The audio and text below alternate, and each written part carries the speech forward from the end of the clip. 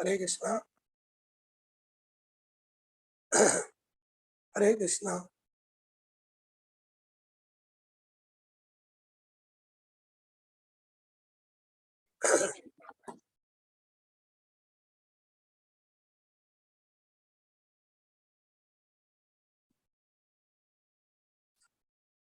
नमो विष्णुपदाय कृष्णकांते श्रीमती भक्ति वेदांत स्वामी की नामिने नमस्ते सरस्वती देवे गौरवाणी प्रचारिणे निर्विशेष शून्यवादी पाश्चात्य देशतारिणे।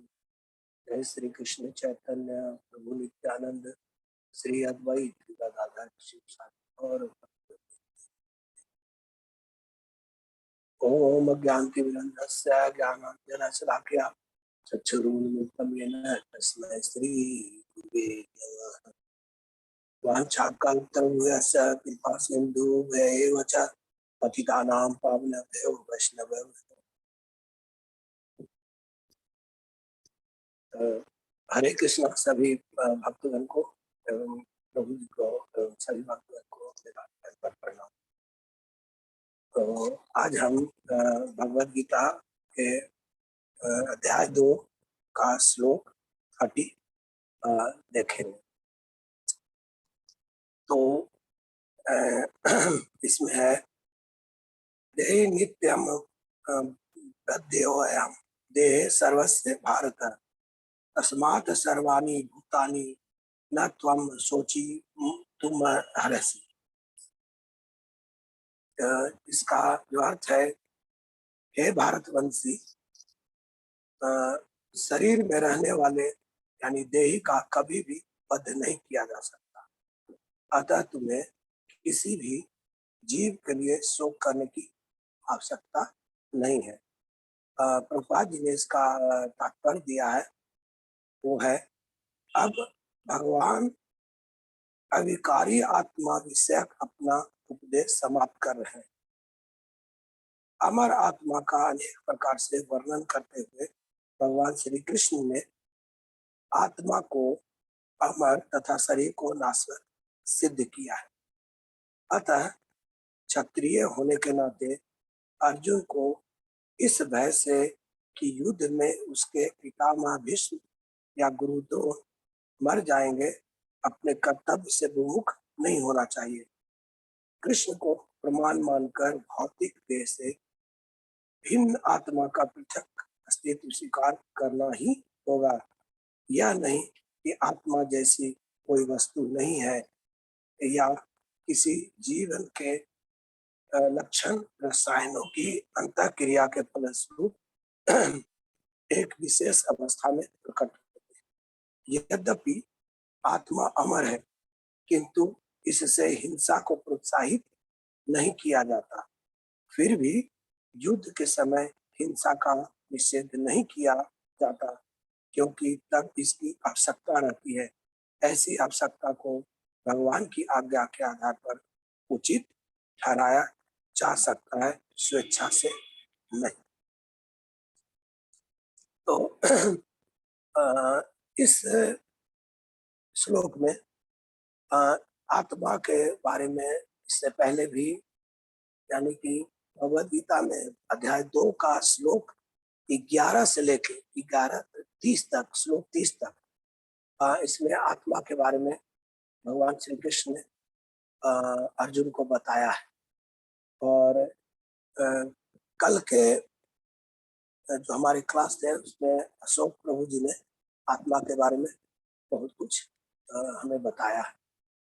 उसमें आत्मा के बारे में उन्होंने जो कुछ बताया वो बहुत पर्याप्त था, लेकिन फिर भी मैं आज कुछ इन विषयों में फिर से अपना विचार रखना चाहता हूँ। सबसे पहले तो हमें ये विश्वास होना चाहिए कि आत्मा है या नहीं, रियल में आत्मा एग्जिस्ट करता है या नहीं। ऐसे तो हम लोग बचपन से ही इस चीज को सुनते आए हैं कि आत्मा, हम आत्मा, हमारे अंदर आत्मा है, हम जो बोल रहे हैं वो शरीर नहीं, वो हम आत्मा है। इसको हम कई एक उदाहरण से समझ सकते। फॉर एग्जाम्पल, अगर साइंटिफिकली ले हम लोग, तो हम लोग ये देखते हैं कि साइंस में जैसे केमिस्ट्री में हम लोग पढ़ते हैं कि atoms are not created not destroyed, यानी कि अ, परमाणु का न कोई निर्माण करता है, न कर सकता है, और न उसको कोई विनाशी कर सकता है। एटम्स यानी परमाणु, जो कि एक भौतिक चीज है, निर्जीव चीज है, वो उसका जब हम कोई भी प्रक्रिया करते प्रतिक्रिया करते हैं, यानी केमिकल रिएक्शन करवाते हैं, तो हम लोग ये भी प्रमाणित कर चुके हैं, जान चुके हैं, साइंटिस्टों ने ये सिद्ध किया है कि after reaction and before reaction number of atoms are remains same, यानी नॉट डिस्ट्रॉय। तो इससे ये हम समझ सकते हैं कि जब एक भौतिक चीज, भौतिक एलिमेंट्स जो है, वो जब उसका नाश होता है किसी भी तरह से, नहीं, चाहे हम कार्बन को, कोयले को अगर हम जला भी देते हैं, तो जलने के बाद भी उसका नंबर ऑफ जो कार्बन एटम्स है, वो बिल्कुल रिमेन सेम रहता है, उसका वजन भी उतना ही होता है, यानी डिस्ट्रॉय नहीं होता।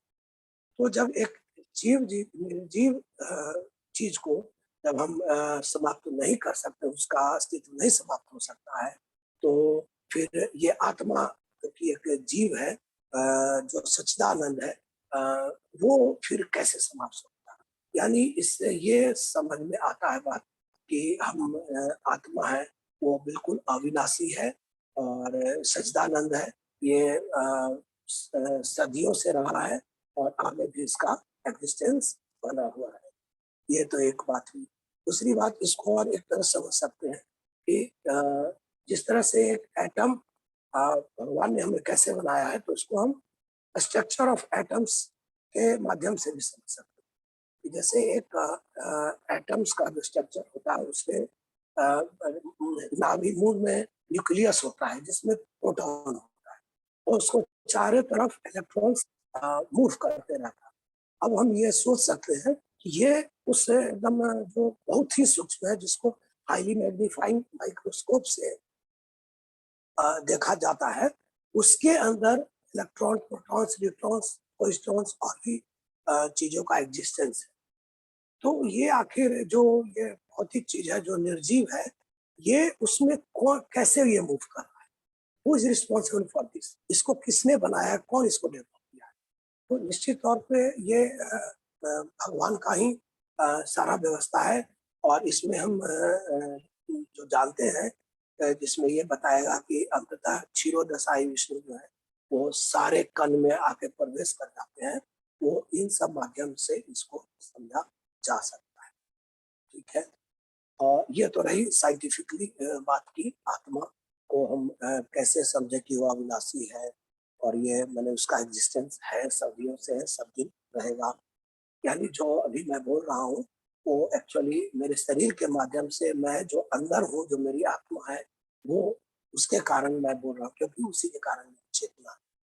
तो यहाँ पर भगवान कृष्ण भी अर्जुन को यही समझाने का प्रयास करते हैं श्लोक 11 से लेकर 30 तक में कि ये तुम अर्जुन, तुम एक शरीर नहीं हो, तुम आत्मा हो, और आत्मा अविनाशी है, इसका कभी भी अंत नहीं होता है।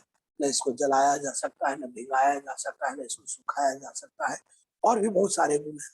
तो इस तरह से भगवान कृष्ण अर्जुन को समझाते हैं। तो एक्चुअली भगवत गीता का जो चीजें हैं, वो दो बात है। भगवत गीता हम पढ़ते क्यों है, हमको सबसे पहले ये समझना चाहिए। तो भगवत गीता का दो प्रायोजन है, एक है कि इसका उद्देश्य, और दूसरा है इसका विषय वस्तु। तो भगवत गीता हम का उद्देश्य क्या है पढ़ने का, ये हमें जानना चाहिए। भगवत गीता का उद्देश्य पढ़ने का है कि हम भगवत गीता के माध्यम से भगवान, ये कि हम अपने जीवन को भय मुक्त तरीके से, चिंता मुक्त तरीके से बहुत आसानी से जी सकते। नहीं तो अगर ये ज्ञान हमको नहीं मिलता है, तो उससे पहले हमारी स्थिति क्या होती है, ये हमको थोड़ा सा, ये जो भी हम चर्चा करेंगे उसके माध्यम से समझने का हम प्रयास हम लोग करेंगे कि जैसे मनुष्य और जानवर, इसमें फ़र्क क्या है? हम देखते हैं जब तक हमको दिव्य ज्ञान नहीं है, तब मनुष्य भी अभी जो उनके ज्ञान के पहले जब उनको ज्ञान नहीं कुछ होता है, तो उससे पहले हमारी ये स्थिति जानवरों सी ही होती है। क्योंकि हम लोग भी अ, खाने में आनंद अनुभव करते हैं, हम भी सोने में आनंद अनुभव करते हैं, हमें भी सोना अच्छा लगता है और हमें भी मैथुन करना अच्छा लगता है, मनुष्यों को भी और ये सारी चीज़ें जानवरों में भी उपलब्ध है। जैसे जानवरों को भी सोना अच्छा लगता है, जानवर को भी खाना पसंद होता है। वो भी मैथुन करते हैं और जनरेशन को आगे बढ़ाते हैं। तो फिर मनुष्य और पशु में अंतर क्या है? यहाँ तक कि पशु भी हमसे कुछ चीज़ों में ज़्यादा ऊपर है। जैसे कि अब हाथी को ले लीजिए, वो मनुष्यों से बहुत ज़्यादा शक्तिशाली है। या फिर चील या गीध को ले लीजिए, वो मीलों कोसों ऊपर से वो अपने छोटे से छोटे शिकार को बहुत आसानी से देख सकता है और उसको बहुत तेजी से आके पकड़ लेता है। कुछ जानवर ऐसे हैं जो हमसे बहुत ज़्यादा तेज भाग सकते हैं जैसे शेर हुआ, चीता हुआ। अ, तो इन सब चीज़ों में जानवर जो है वो मनुष्य से काफ़ी आगे है। तो अब इसमें हमें ये देखना है कि दोनों में अंतर क्या है और फिर श्रेष्ठ कौन है? तो जब तक अगर मनुष्य अ, इन चीज़ों से ऊपर नहीं उठता है, तब तक फिर मनुष्य होने का कोई फ़ायदा नहीं है। तो अब हम आते हैं कि हमारे जीवन का उद्देश्य क्या है? हमारा जीवन बना क्यों? तो ये चीज़ों को अगर हम जानते हैं, तो हम अपना जीवन को जीवन के लक्ष्य को सही तरह से समझ सकते हैं और भगवद गीता का मेन जो थीम है यही 2 चीज़ें हैं कि हमें हम अपने जीवन के लक्ष्य को जानें, हमारे जीवन में कष्ट क्यों आ रहे हैं, हमारे दुखों का कारण क्या है, हमें इससे कैसे निकलना चाहिए। भगवद गीता विशेषतः हमें यही बताता है। तो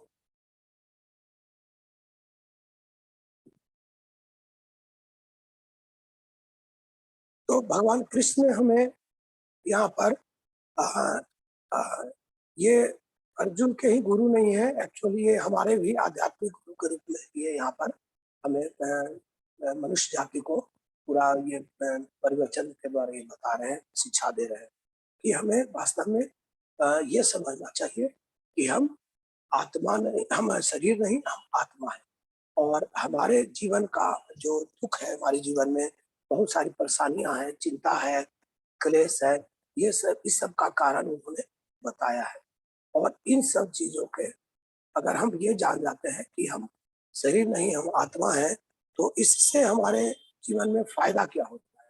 इससे इसका हमारे जीवन में उपयोग क्या है? हम ये जान गए जैसे अर्जुन ये जान गया कि हम शरीर नहीं, हम आत्मा हैं।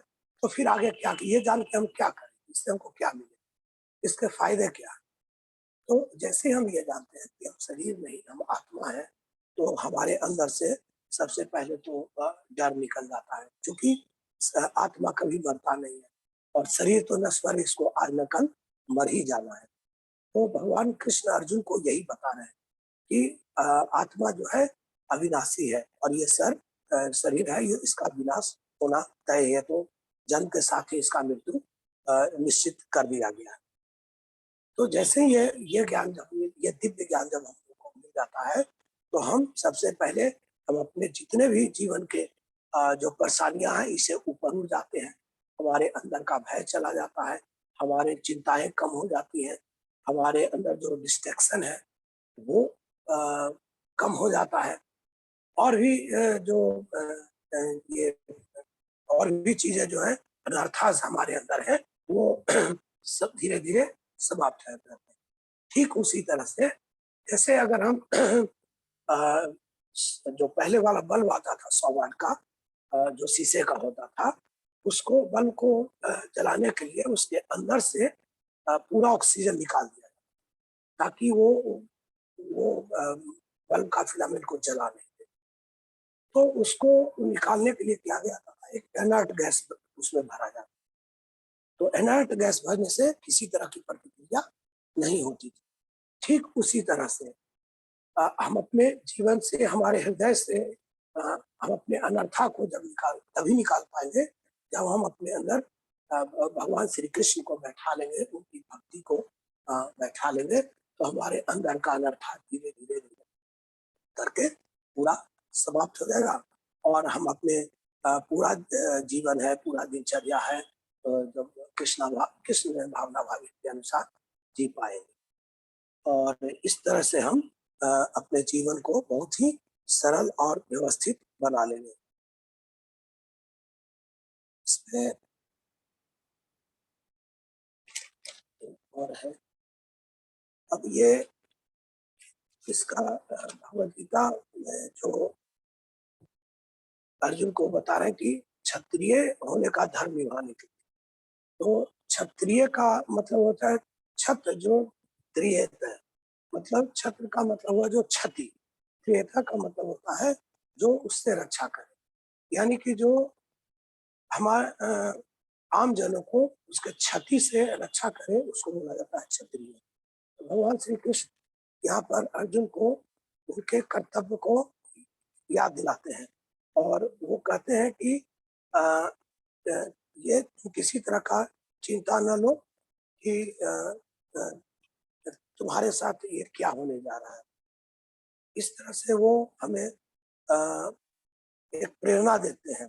इसको हम एक एक्चुअली भगवान कृष्ण अर्जुन को उनका महत्व, उनके वो है क्या, उनके वास्तविक पहचान बताना चाहते हैं अर्जुन को कि तुम हो कौन। और ये पहचान बताने के दौरान वो सारा चीज बताते हैं कि वास्तव में तुम आत्मा और शरीर नहीं हो।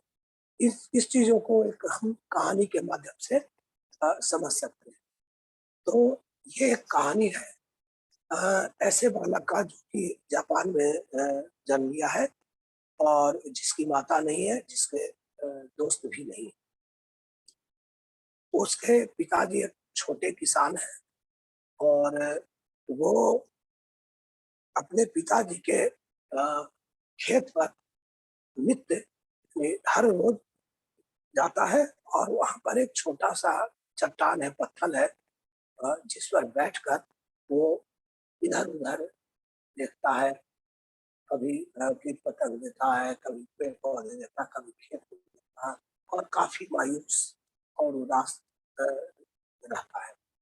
वो ये सोचता है कि मैं क्यों हूँ, मेरा मैं हूँ कौन, मेरा अस्तित्व क्या है, मुझे क्या आगे करना है, मेरा जीवन क्या है, मैं किस लिए, मैं इस तरह से वो काफी चिंतित और व्यथित रहता है।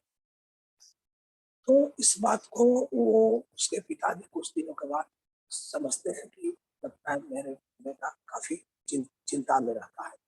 तो उसके पिताजी ये डिसाइड करते हैं कि मैं इसे एक ज्ञान दूंगा, लेकिन वो ज्ञान वो चाहते हैं कि प्रैक्टिकल रूप में उसको मिले, सिद्धांतिक रूप में उसको कह के सुना के उसको नहीं नहीं बताए। वो चाहते हैं कि उसको वो अपने जीवन में उतार के। तो पिताजी उसको बुलाते हैं और बोलते हैं कि बेटा तुम इस पत्थर को बाजार में ले जाके कल बेचना और जब कोई दाम पूछेगा इसका तो तुम सिर्फ 2 उंगली ऐसे उठाना, कोई भी दाम पूछे तो ऐसे 2 उंगली उठाना और कुछ बोलना नहीं, और न ही उसको बेचना और उसको लेके वापस घर आ जाना, बोलना कि मैं अपने पिताजी से पूछ को बताऊँ। तो अगले दिन सुबह वो उठा और फिर बाजार में उस पत्थर को चला गया। बाजार में भीड़ थी, बहुत सारे सामान आप अगल बगल में बिक रही थी। इतने में एक महिला आती है, वो कार से उतरती है और वो पत्थर को देखती है और बोलती है वाह क्या अच्छा स्टोन है, पत्थर है। और वो बोलती है कि क्या तुम इसको बेचोगे। तो वो बोलती है कि कितने में बेचोगे इसको। तो लड़का अपने पिताजी के बताए निर्देश के अनुसार 2 उंगली उठाता है और तो वो बोलती है कि ठीक है मैं तुमको इसके लिए $20 दूंगी। तो वो बच्चा उस पर कुछ नहीं बोलता है, वो बोलता है कि ठीक है मैं कल आपको आके बताऊंगा, मैं घर पर पूछ के बताऊंगा। और इस तरह से वो पत्थर लेके फिर वापस घर आ जाता है और पिताजी से काफ़ी एक्साइटेड होके बोलता है। एक्साइटेड इसलिए होता है क्योंकि वो उस आज से उस समय से पहले तक उसके जीवन में उस पत्थर का कोई भी मूल्य नहीं था। वो बेकार समझता था कि पत्थर ऐसे ही है। लेकिन जैसे ही $20 मिला तो पिताजी से बोलता है कि पिताजी पिताजी अ, देखिए इस पत्थर का, इस चीज़ का, इस बेकार चीज़ का एक महिला जो थी वो $20 देने के लिए तैयार थी, दे रही थी। वो बोली कि मैं नया-नया बगीचा लगाई हूँ, मुझे इस पत्थर का लुक बहुत अच्छा लगा। हम इस पत्थर को अपने बगीचे में तालाब के किनारे लगा के एक लुक देंगे। तो पिताजी बोले कि ठीक है, इसमें थोड़ा धीरज रखो और अगले दिन तुम इसको इस पत्थर को म्यूज़ियम के पास ले जाके बेच। ठीक हुआ, अगले दिन वो अपने पिता के उपदेश के अनुसार से वो उस पत्थर को लेके एक म्यूज़ियम के पास चला जाता है। तो म्यूज़ियम में थोड़ा प्रवेश करना चाहता है तो वहाँ उसको रोक दिया जाता है। बोलता है, "क्या है, गँवार तुम इधर कहाँ आ रहे हो ये चीज़ पत्थर को लेके, बाहर जाओ।" इ इसी बीच में उस म्यूज़ियम का मालिक जो था उसकी नज़र पड़ जाता है। वो जैसे ही वो पत्थर देखता है, तो उस लड़के को फिर बाहर से जाके बुलाता है कि बोलता है कि, "ए सुनो, सुनो।" और उसको बोला कि अंदर चलो और वो म्यूज़ियम के अंदर ले जाता है। वो अंदर ले जाके बोलता है कि ये तुम्हारी पत्थर है? वो बोलता है कि हाँ, ये मेरा। तो वो फिर वो आगे पूछता है कि क्या तुम इसको बेचोगे? बोला कि हाँ, हम बेचेंगे। तो बोला कि कितने में बेचोगे? तो ये फिर अपने पिता के बताए बात के अनुसार से ये 2 उँगली उठाता है, बोलता है कि तो बोलता है कि ठीक है मैं तुमको $2000 दूँगा। तो इस पर वो बहुत ज़्यादा अंदर से उत्सुक हो जाता कि $2000 इतने! इतने रकम! तो वो इसलिए ज़्यादा एक्साइटेड होता क्योंकि उस पत्थर का मूल्य उसको अभी तक पता नहीं था। वो सोच रहा था कि ये बिल्कुल बेकार चीज़ है। और तब फिर उसको एक पैग याद आता है कि पिताजी ने हमको बेचने के लिए नहीं बोला था, तो फिर अपने आप को कंट्रोल करता है। और फिर बताता है कि मैं आपको अगले दिन आके बताऊँगा अपने घर पर पिताजी से पूछ के बात मैं बताऊँगा। और इस तरह से वो पत्थर वापस लेके फिर अपने घर पर जाता है और पिताजी के सामने बहुत ज़्यादा एक्साइटेड हो जाता है। पिताजी, पिताजी इस बेकार चीज़ का, इस पत्थर का जो कि अभी तक हम लोग कुछ नहीं इसका महत्व दे रहे थे, ये $2000 देने के लिए अ, तैयार है। तो पिताजी बोलते हैं कि इतना एक्साइटेड होने की ज़रूरत नहीं है, थोड़ा धीरज रखो। अगले दिन तुम इस पत्थर को लेके एक ज्वेलरी के पास जाओ। शहर में जो ज्वेलरी है नाम बताते हैं कि तुम वहाँ चले जाओ और फिर वही काम करना। तो फिर वो अगले दिन अपने पिता के बताए के अनुसार से वो पत्थर को लेके वो ज्वेलरी के पास जाता है। तो जैसे ही ज्वेलरी उस बच्चे के हाथ में ये पत्थर देखता है, तो वो बहुत ज़्यादा माने वो भी एक्साइटेड होता है और बोलता है कि ये स्टोन किसका है? क्या तुम्हारा है या और कोई है साथ में जिसका है? तो बोला कि नहीं ये मेरा है। तो क्या तुम इसको बेचोगे? तो बोलता है कि हाँ, मैं बेचूँगा। तो बोलता है कितने में बेचोगे? तो ये 2 उँगली फिर उठाता है ऐसे हाथ उठाकर। तो बोलता है कि ठीक है, मैं इसके लिए 2 मिलियन अ, 2 मिलियन मैं इसका डॉलर दूँगा। तो वो बहुत ज़्यादा ही उछल पड़ता है और बोलता है कि मैंने बहुत ज़्यादा खुश होता है। और फिर वो जाके इस तरह से बोलता है ठीक है मैं अपने पिताजी से पूछ के ये बताऊँगा। और इस तरह से वो अ, उत्सुकतावश काफ़ी जोश में वो घर पहुँचता है और दूर से ही पिताजी को देख के उछल कर बोलता है, "पिताजी, पिताजी, पिताजी देखिए इस पत्थर का वो ज्वेलरी जो है वो 2 2 मिलियन डॉलर देने के लिए तैयार है।" तो पिताजी फिर उसको समझाते हैं कि बिल्कुल धैर्य रखो, स्थिर रहो। तो और उसके बाद बोलते हैं कि अब ये बताओ कि इससे तुम्हें क्या शिक्षा मिलती है? और हमें भी ये जानना चाहिए इस कहानी के माध्यम से कि ये कहानी हमें क्या शिक्षा देती है? इससे क्या ज्ञान निकलता है? तो इस कहानी का जो मेन निष्कर्ष है वो ये है कि हमारे हम जो हैं हम अपने मूल्य को नहीं समझते, हम अपने मूल्य को नहीं जानते। हमारा मूल्य समाज में लोग अलग अलग तरह से लगाते हैं, कोई कुछ हमको समझते हैं, कोई कुछ समझते हैं। लेकिन जिस तरह से उस पत्थर का असली मूल्य है, असली जो उसके अंदर का जो रत्न है के बारे में जो है, क्योंकि वो जो ज्वेलरी था वो उसको पहचाना था, ये बहुत कीमती पत्थर है, इसका मैं छोटा-छोटा टुकड़ा करके और ऊँचे-ऊँचे दामों में बेचूँगा। तो उसके मूल्य के बारे में सिर्फ़ जौहरी को ही पूरी तरह से पता। ठीक उसी तरह से हमारे हमारे मूल्य के बारे में हमारे समाज में जो है जितने भी सामाजिक परिवेश है उसमें हमारा मूल्य अलग-अलग लाया जाता है। तो वो लोग हमारे मूल्य को नहीं समझते। हमारा असली मूल्य तो हमारे भगवान श्री कृष्ण समझते हैं और वो ही ये बताते हैं कि हम शरीर नहीं, हम आत्मा है और वो हमारे मूल्य का निर्धारण करते हैं और ये बताते हैं कि हम कितने इम्पोर्टेंट हैं और इस माध्यम से इस शिक्षा देते हैं कि आपको क्या करना चाहिए। ये आत्मा अभी यहाँ पर क्यों आया है, कैसे भटका हुआ है और हमें क्या करने चाहिए, क्या कर्म करने चाहिए और आत्मा के बारे में पूरा ज्ञान देते हैं। अर्जुन को भी जो मोह में फँस गया है, जो भोग करने की प्रवृत्ति उसको है कि वो ये सोचता है कि जब सारे लोग मर ही जाएँगे, मेरे सारे संबंधी मर ही जाएँगे, तो फिर मैं भोग किसके साथ करूँगा? इन सारे चीज़ों से भगवान श्री कृष्ण जो है वो निवृत्ति दिलाते हैं और आत्मा का जो दिव्य ज्ञान है वो भगवान अर्जुन को बताते हैं और इस तरह से तो वो दिव्य ज्ञान लेके अर्जुन अ, अपने आप को अ, अपने जीवन को पूरी तरह से भगवान के अधीन समर्पित करता है और वो फिर अ, अपना जीवन को सुधार कर भगवान कृष्ण के अनुसार आगे चल के अगले श्लोकों में फिर युद्ध के लिए वो तत्पर होता है। तो ये सारी चीजें हैं जिसके द्वारा हम अपने मूल्य को समझते हैं। आत्मा क्या है, परमात्मा क्या है, हम शरीर के रूप में कैसे हैं, ये सारे चीज़ों को हमको भगवान श्री कृष्ण यानी अर्थात हम यूँ कहें तो हम अपने आध्यात्मिक गुरु के माध्यम से अच्छी तरह से समझते हैं। यानी कि अगर हमारे जीवन में आध्यात्मिक गुरु हैं, तो हम इन सब चीज़ों को अच्छी तरह से समझ सकते हैं। इससे इस श्लोक में मेरे समझ से एक और तात्पर्य ये है कि ये हमको समझ में आता है कि हमारे जीवन में गुरु का, खास करके आध्यात्मिक गुरु का इतना ज़्यादा महत्व है।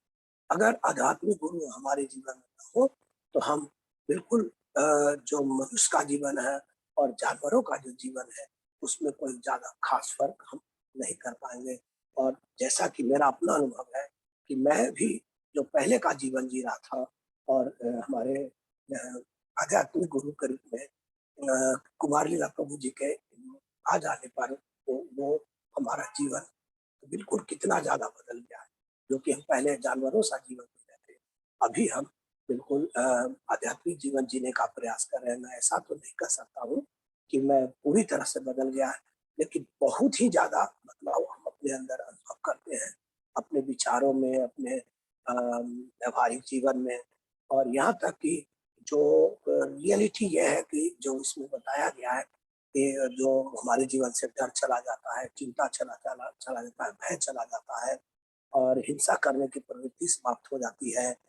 जो कि भगवद गीता का मेन जो उद्देश्य यही है कि और सबसे बड़ी बात है कि जो पाप करने की प्रवृत्ति है, वो धीरे-धीरे, धीरे करके कम होके समाप्त हो जाती है और ये जो चीज़ें हैं, ये वास्तव में भगवान श्री कृष्ण गुरु के माध्यम से हमें ये समझाते हैं। इसलिए अ, हमें जीवन कैसा जीना चाहिए, क्यों जीना चाहिए, हमारे जीवन का लक्ष्य क्या है? तो वास्तव में भगवद गीता का जो विषय वस्तु है, वो यही बताता है कि हमारे जीवन का लक्ष्य क्या है। हम हमारे जीवन का लक्ष्य है भगवत धाम को प्राप्त करना और भगवत धाम प्राप्त करने के लिए हमको जो भी हमारे कर्म है, तो वो है कृष्ण भावना भावित कर्म हमारे होने चाहिए। तो इस कृष्ण भावना भावित कर्म को करते हुए हम भगवत धाम तक पहुंच सकते हैं। इसमें जो हमारे गुरु, हमारे स्पिरिचुअल मास्टर जो है, हमारे आध्यात्मिक गुरु हैं, वो जो हमको बताते हैं फॉलो करने के लिए, जैसे कि 4 नियम है या फिर ये महामंत्रा है। तो मैं महामंत्रा के बारे में यहाँ पर एक चीज बताना चाहूंगा कि महामंत्रा भी ठीक उसी तरह से है, जैसे कि एक बड़ा सा होटल में 5 स्टार होटल या उसी किस्म का जो भी होटल है, वहाँ पर हम लोग देखते हैं एक मास्टर की होता है, और वो मास्टर की, वो अगर चाबी गुम भी हो जाए तो सारे तालों को आसानी से खोल देता है। महामंत्र हरे कृष्णा महामंत्र, हरे कृष्णा कृष्णा कृष्णा हरे हरे, हरे राम राम राम हरे हरे, ये ऐसा चाबी है जो सारे मंत्रों से ऊपर है, और सारे ताले को हमारे जीवन में जितने भी जो अनर्थाज है उन सबका ये चाबी है। तो इसलिए हम आप सभी से पुनः ये आग्रह करेंगे कि हमें भी आशीर्वाद दें, और आप सभी ये चीज़ों को देखें कि महामंत्रा को हम लोग अपने जीवन में पूरी निष्ठा के साथ आगे करते रहें, जिस तरह से हमारे स्पिरिचुअल मास्टर प्रभु जी ने बताया है, तो उसको हमको आगे बढ़ाते रहना चाहिए। और इसी के साथ मैं अपने वाणी को समाप्त करता हूँ। हरे कृष्ण। अगर किन्हीं का कोई सवाल हो तो पूछ सकते हैं। Hare Krishna Prabhu ji. Hare Krishna. Thank you so much, बहुत अच्छा से आप समझाएं प्रभु जी। किन्हीं का कोई प्रश्न है?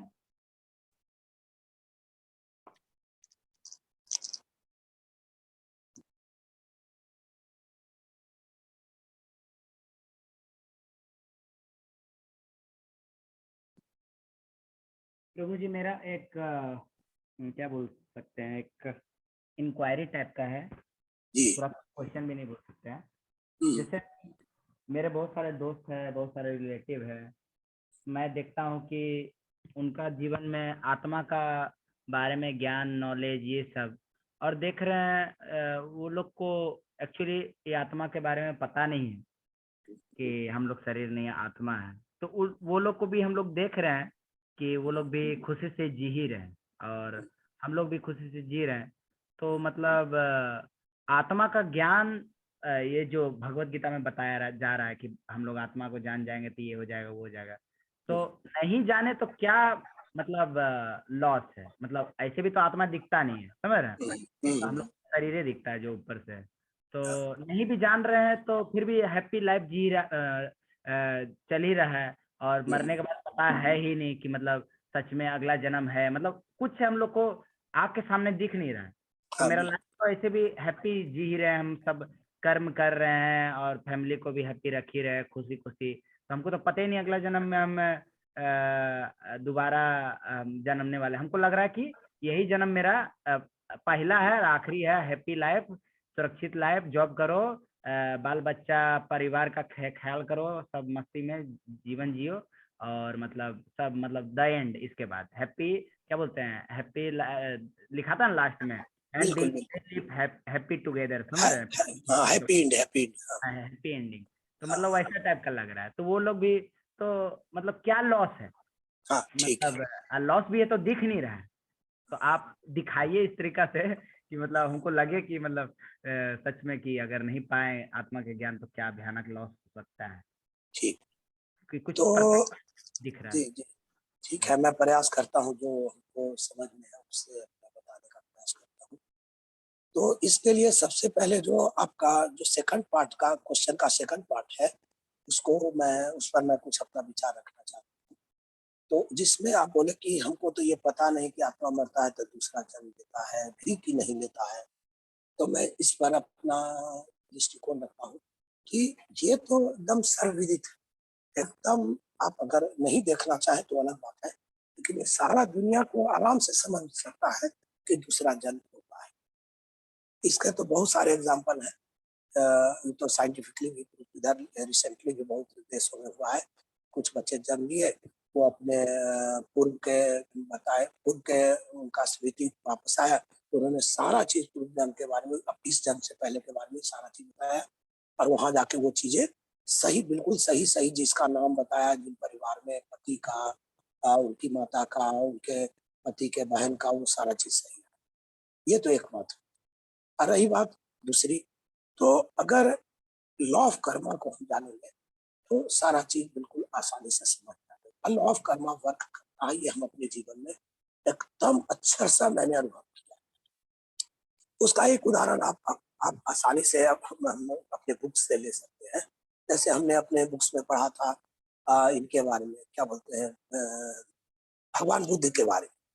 तो भगवान बुद्ध के बारे में ये जीवनी आती है कि बचपन में जन्म के समय ही उनके पिताजी को ये बता दिया गया था, ज्योतिषी ने आके उनका हाथ देके बताया था कि ये बिल्कुल विरक्त हो जाएगा आगे। तो पूरा उनके वानप्रस्थ होने की पूरी कहानी पहले से पढ़। तो आखिर ये सब चीजें कैसे उनके हस्तरेखा में आता है, कौन इसको डिफाइन कर रहा है, कौन इसको दे रहा है, कौन आगे का फ्यूचर उनको पहले ही से उनका रास्ता दिखा। तो ये सारे चीजें वही नहीं, वो तो मैंने थोड़ा पहले की बात होगी। अब हम प्रभुपाद जी के ही जीवनी के बारे में देखें, तो प्रभुपाद जी को ही बचपन में पहले ही ये प्रिडिक्ट कर दिया गया कि ये इतने वर्ष की उम्र में ये अब्रॉड जाएंगे, ये संन्यास ले लेंगे। तो अगर ये सब चीजें, हम एक चीज को मानते हैं, इस चीज को मानते हैं, तो दूसरे चीज को हम कैसे छोड़ सकते हैं? वही शास्त्र हमको ये चीज बता रहा है, हम अपने जीवन में होते हुए देख रहे हैं, ये सही मान रहे हैं। तो फिर दूसरे चीजों को जो कि अदृश्य है, नहीं उसको अनुभव कर पा रहे हैं, तो उसको हम कैसे गलत मान?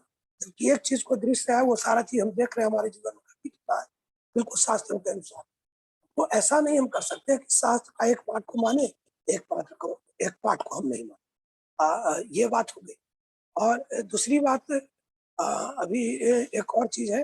जैसे पहला जो प्रश्न आपने रखा था कि सब लोग सुख से जी रहे हैं, तो सुख भी कोई कई एक तरह का है, एक दिखाने वाला भी है, एक अंतरात्मा से सुखी होने।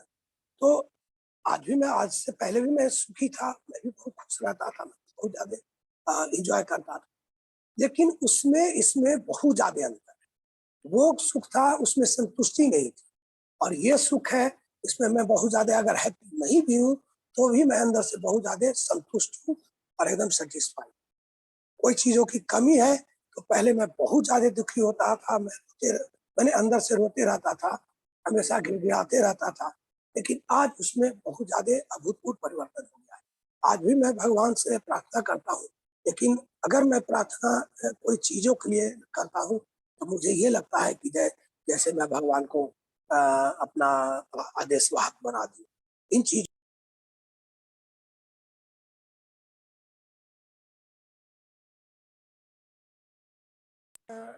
अपने आप अडॉप्ट हो जा रही है। तो ये चीजें अगर हम उनको बताएं या अपना अनुभव शेयर करें कि देखिए ये ऐसे ऐसे चीजें होती हैं, या फिर उनको आत्मा का ज्ञान दें और हम भक्ति में आगे बढ़ेंगे, तो वो लोग भी इन चीजों को शायद समझ पाएंगे। मेरे तरफ से यही इतना है। थैंक यू प्रभु जी, बहुत अच्छा से बताया आप कि कैसे आदमी खुशी तो खरीद सकता है, पर संतुष्टि जो है वो भक्ति करने से ही आत्मा का ज्ञान है। एक्चुअली जब हमको भी पता चला था कुछ कुछ नॉलेज, जैसे बोला जाता है अगर वो शरीर हम लोग समझते हैं, आत्मा नहीं समझते हैं, तो जो बोलता है कि वो चला गया, वो कौन चला गया, ये सब जो नॉलेज है ये मतलब अंदर से संतुष्टि देता है। ये सही आप बोले। मतलब बाकी जितना भी नॉलेज है आपको लगेगा कि मतलब ठीक है पढ़ाई कर लिए ये वो, पर ये अंदर से एक आनंदम बुद्धि वर्धनम, जितना भी भक्ति का प्रोसेस है या जो भी आप बताया कि इसमें एक अलग से अंदर से संतुष्टि आता है। तो इससे पता चलता है कि बाकी जितना भी टाइम आ रहे हैं वो फ्लिकरिंग हैप्पीनेस है, मतलब थोड़ा क्षण के लिए वैसे टाइप का, लेकिन ये अंदर से सुन। थैंक यू प्रभु जी। और किन्हीं का कोई प्रश्न है? ठीक है, तो हम लोग यहीं पर को विराम देना चाहेंगे। थैंक यू प्रभु जी। 3 बार हम लोग हरि बोल बोलेंगे। संजय प्रभु जी के लिए हरि बोल हरि बोल हरि बोल। श्रीला प्रभुपाद की जय।